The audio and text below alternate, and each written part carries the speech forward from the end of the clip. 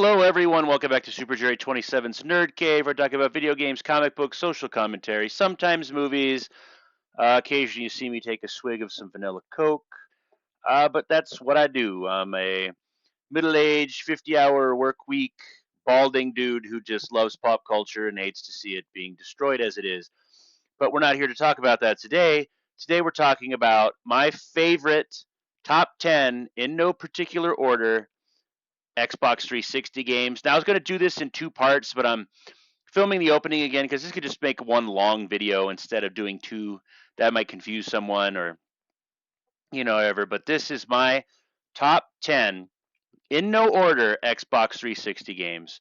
Now, you're going to see me in a different shirt, possibly with a different haircut, and maybe even my microphone was working back then. But let's take a look because I honestly don't remember what I said in this video. Enjoy. So Xbox 360, I have the most Xbox 360 games in my so I've got the CLZ app. I have I think 348 Xbox 360 games, which makes me have two Xbox 360s just in case, and I'm glad that the Xbox Series X is backwards compatible, and I still have my Xbox One chilling. I probably should dust that off and tuck it away. But let's start. These are 5 of my favorite Xbox 360 games, part 1. So there's going to be 10. First up is Left 4 Dead. One of Valve's greatest creations was the Left 4 Dead series. I remember this is one of the last times that I traded games in to get a game. From henceforth, I keep everything because that's just who I am as a person. But I know I traded in Brothers in Arms, like the one on the 360 from Gearbox, and I'm still disappointed I traded that in. I'm going to try to find a used copy here one of these days. But this game is so amazing. It's fun by yourself. Back then, I had friends, so it was fun to play with friends. I remember this is going to sound egregiously pathetic, but when I turned 30, I always ask for my birthdays off from work. So when I turned 30, I was hanging out at home, didn't have a girlfriend, didn't have very many friends, had nothing to do. So I'm sitting at home playing Xbox, and my buddies being online, and they see that I'm playing Left 4 Dead, and they're like, "Hey man, can we join?" And I'm like, "Yeah, sure. Come on in." And they're, it's the first time they played the game. Like they just picked it up. I'd been at least a week or two, and they're like, "Oh, what's going on?" I'm like, somehow they figured out it was my birthday. They're like, "Why aren't you going out?" And I'm like, well, "I have no one to go out with." Yeah, it's last life. But one of the funny things is they wanted to play on what real or expert. And I'm like, we shouldn't do that, guys. You've never played before. And I remember one of them smacked a witch because they didn't know what it was, and they both died instantly. And I remember I backed myself into a corner, and when all the hordes or whatever were running at me, I just kept shotgun, shotgun, shotgun, reload, hit, and survived it. And they were just sitting there like watching me like, oh, that Joe Rogan meme.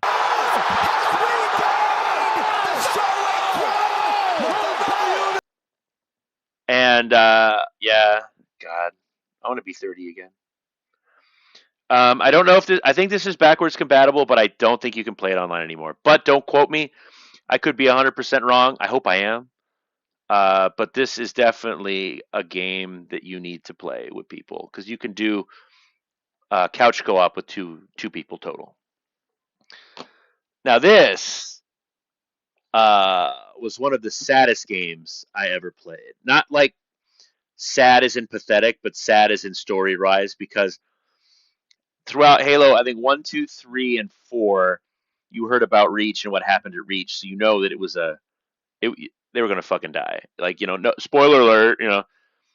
But I just remember playing it, and you care about the characters, and you watch them each get picked off one by one by one, and you're like, fuck. And then the last mission, you have to survive as long as you can by yourself in this bunker. It's just, I don't know. It was so sad. It was a beautiful send off from Bungie. I wish they would ditch Destiny and come back to Halo. But I say that, and all the people that made Halo Reach happen probably don't work for the company anymore. So I'll keep my copy of Halo Reach. The Master Chief Collection has one now. I've downloaded that. I need to go through it. Maybe I'll stream it. But man, when this hit, I don't know, get a little teary eyed because Halo 3, 4, and this, and ODST were, I don't know, huge chunks of my life, and it's sad that Halo's kind of fallen by the wayside. Um, I wish Infinite would have saved them, but Infinite's okay. Now this game, a lot of people like this game. A lot of people hate this game. I love the series. I will play the series till the day I die, unless they go only digital. And I remember I asked off of work for this game, Resident Evil 5, the first HD Resident Evil on the 360 and the PS3. And Chris was coming back. He had this new character, Sheva. You had no idea what she was about, who she was. And I remember playing it. I think I beat it the weekend, and then my buddies picked it up, and we would play together. I just remember getting the gemstones, just finding out more about the story, punching a rock. Bah, bah, bah, bah. Return of Wesker. I don't know. This game is great. I want them to remake this game. I love the Capcom remakes, but I want my Code Veronica first. But I will gladly purchase this when they do decide to remake it. It's a great game. A lot of great memories.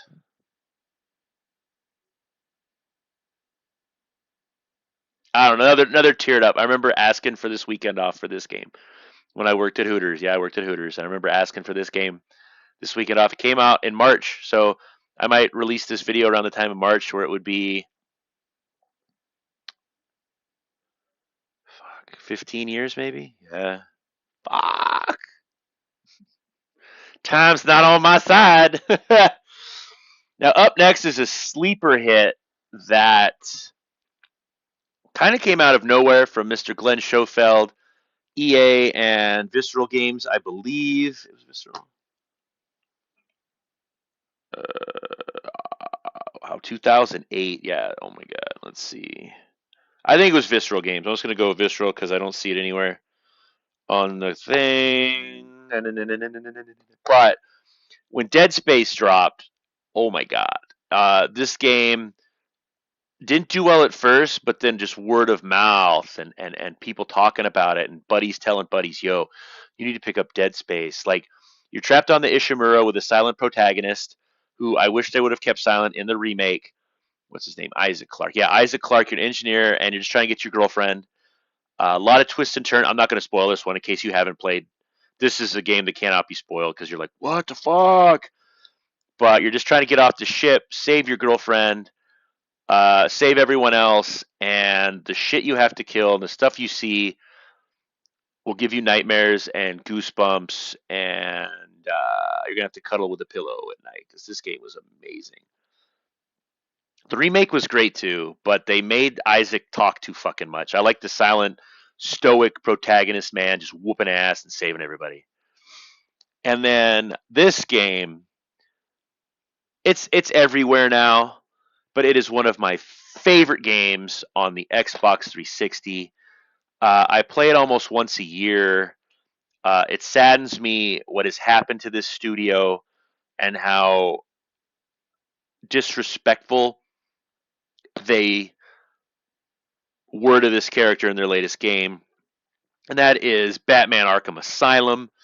Uh, Rocksteady's huge hit. I doubt anybody that worked on this game even helped with the Suicide Squad shit show.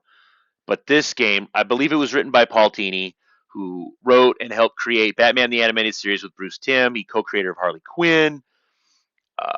Who else was created on that show? I don't remember, but just obviously a dude who got comic books. He also wrote the second game. Both those games are amazing. This is my favorite, probably my favorite Batman game ever. Arkham Knight's good and all, but Paul Dini didn't write it. Rocksteady tried to write it, and it was kind of like, yeah, dude, Arkham Knight's gonna be Jason fucking Todd, dumbass. And then Gotham Knights, and then Suicide Squad, fuck you. But this is an amazing game. You know, play it however you can play it on the Xbox 360, on the PlayStation 5, PlayStation 4, Xbox Series X, PC. I don't care. Play this game. It is amazing. Kevin Conroy does a great job. Mark Hamill does a great job. All the voice actors do a great job. It's a beautiful game. It is comic book perfect. Let's begin with a game that we waited years and years and years for a sequel for, and then we're just totally disappointed because A, it was digital only, and B, Sweet Baby Inc. had some writing input on it, which fucks it up. And that's Alan Wake, one of the best survival horror games of the 360 and PS3 generation. You play as obviously Alan Wake. You are a writer who has writer's block, and you've gone to the town of Bright Falls to get your groove back. You rent a cabin, you need to write a book, and suddenly shit goes down. Your wife disappears, and you're fighting shadow creatures in the forest with a flashlight and a 9mm. The atmosphere of this game is great. The nods to other horror and horror genres in the game is amazing.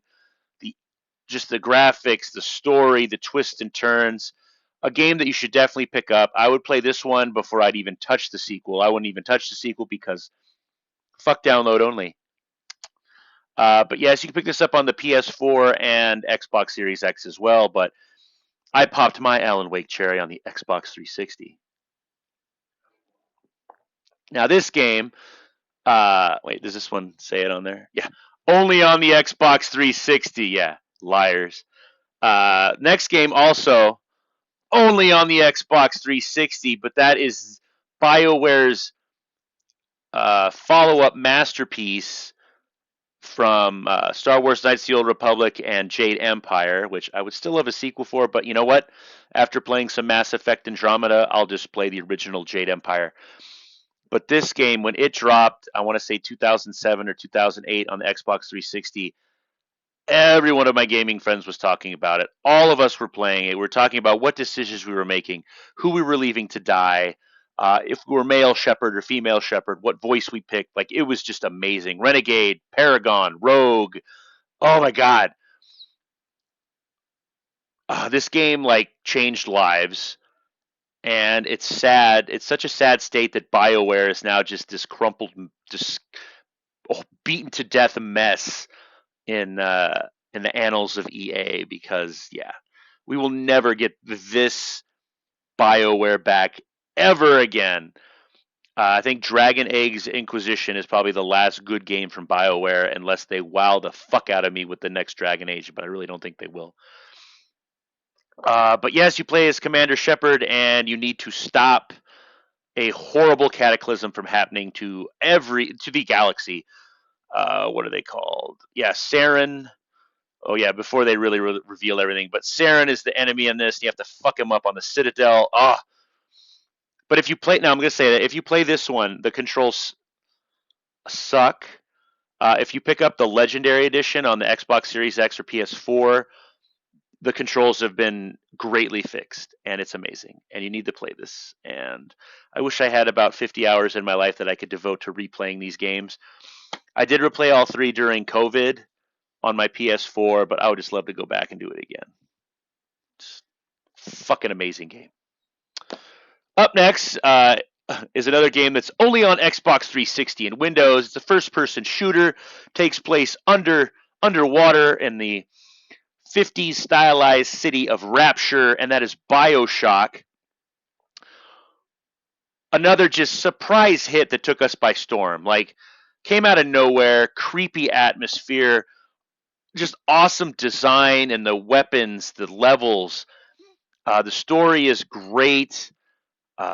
Using plasmids and guns and just fucking everybody up until you become a big daddy, which sucks. That's the only part of the game I don't like, because I like the quickness of the beginning of the game. Then all of a sudden you're a slow hulking fuck, and you're like, oh, this sucks. Multiple endings. I think I played through this game so many times I've seen every ending. I played through it again on my Xbox Series X. One of the best games to ever come to gaming is BioShock, man, and it brought Bobby Darin's hit Somewhere Beyond the Sea back into my karaoke ranks, because I love karaoke and I haven't gone in a couple years. I need to change that. But yeah, I'd be like, somewhere beyond the sea, you're gonna get fucked up by a plasmid under the ocean. The next two games come from the same developer. Probably my second favorite developer on the planet after just Capcom as a whole. And what's funny is They used to be part of Capcom, and that's Platinum Games. First up is Vanquish, which is an amazing run and gun, over the shoulder Gears of War type shooter. But imagine Gears of War took 15 Quaaludes and some meth, because this game is so fast paced that even if your friend is out of the room and they have epilepsy, this game will make them have a seizure. It is so fast paced. There were times when I beat a boss, I have to pause the game and leave the room and take a walk and watch fucking birds chirp, because it's just so much coming at you that you're just overwhelmed in the senses. You play as a soldier that has an experimental DARPA suit on to just basically stop terrorism, because everything's about terrorism, right? It's a third-person sci-fi action shooter from the critically acclaimed game director of Shinjin Mikami, and we all know that name, creator of Resident Evil, creator of Dino Crisis, co-director of Shadows of the Damned, creator and director of the first Evil Within. Just an amazing, amazing game developer, director, and writer. Pick this up. You can get the 10th anniversary on the PS4 and Series X, along with the next game, Bayonetta. This game is this is the game that got me back into hack and slash action games after Devil May Cry #1 kind of just defeated me, because I didn't know where to go, and it plays like a Resident Evil game, but then you just get fucked up a lot. But Bayonetta is another amazing game, oddly enough, from the creator of Devil May Cry, but he's nice enough to put like super easy bitch mode on it, which is what I use. Another thing that makes this just really cool is when I go to video game conventions and comic book conventions, I don't care about the actors and actresses. I could give two shits. The only one I actually did kind of care about was William Shatner going to one, but I did not have the money to get my poster signed. Hopefully this year. He's like 200 fucking years old. But I love this game so much. I took my Xbox 3 Series copy, Xbox 360 copy to this convention and had it signed by Bayonetta voice actress Helena Taylor, who was just a sweetheart. I remember waiting in line, and I'm standing there. I'm probably the only normal looking one in line because I'm not a weirdo. And a guy who I thought was just manning the line just kept talking to me. Oh, what do you like the game? What are the games you play? It was her husband. Her fucking husband's like talking me up like I'm his best fucking friend. I don't know. I guess I have that approachable face, right? But absolute dear to me. Let's see. You can kind of see she signed it in purple. It's obviously bagged up. For Jerry, have a great life. Blessings to you, Helena Taylor X. Love it. One of my favorite games ever. This probably could have been on the list of games I play every year, because I've got a version on the Series X that was free. I own this copy, but I'm never going to touch this copy. And I've got the PlayStation 4. So I should have put this in that, but I didn't. But I'm very thrilled to have it. One of the few pieces of like signed gaming memorabilia I have, but that's going to change coming up in like 3 weeks, and I'm very excited for that. And there'll be a video on that here. But so those were my 10. You should hopefully have watched both videos. Let me know what your favorite 10 are in the comments. I'd love to read them. I know I have like 380 Xbox 360 games, but I'm always looking out for more, because I'm just one man. Like, comment, share, subscribe, and thank you for watching. Take care now. Bye bye then.